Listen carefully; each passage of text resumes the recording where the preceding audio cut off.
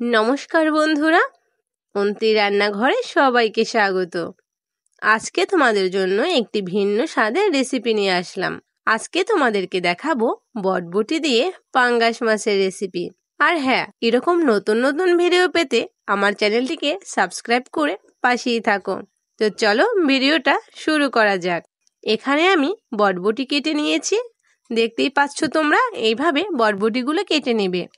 এরপরে আমি আরেকটি পাত্রে মাছ নিয়ে তাতে সামান্য লবণ দিয়ে ভালো করে মাখিয়ে নিলাম। এবার এর ভিতরে হালকা উষ্ণ গরম জল দিয়ে ভালো করে ধুয়ে নেব। ধোয়ার পরে এর ভিতরে আমি হলুদ আর সামান্য লবণ দিয়ে ভালো করে মাখিয়ে নেব। এরপরে কড়াইতে তেল দিয়ে তাতে আমি একে একে মাছগুলো দিয়ে দেব।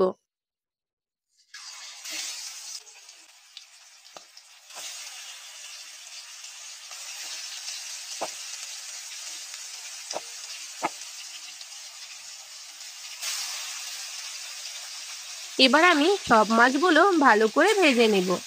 এদিকে আমি অন্য একটি বাটিতে মরিচের গুঁড়ো, জিরা বাটা আর সামান্য হলুদ দিয়ে দিলাম। এর ভিতরে জল দিয়ে এটাকে এবার মিশিয়ে নেব। এদিকে আমি কড়াইতে জিরা দিয়ে দিলাম। এবার আমি বটবটিগুলো এর ভিতরে দিয়ে দিব।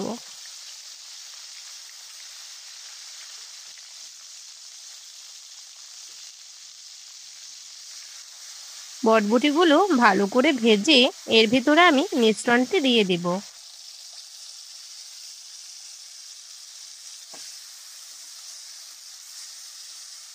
এবার আমি 2 থেকে 3 মিনিটের মতো এটাকে কষিয়ে নিব।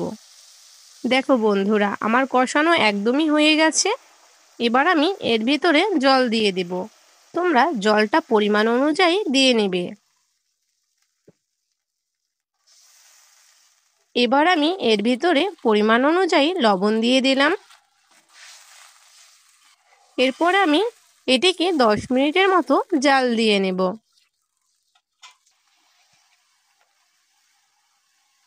10 মিনিট পরে এর ভিতরে আমি মাছগুলো ঢেলে দিলাম।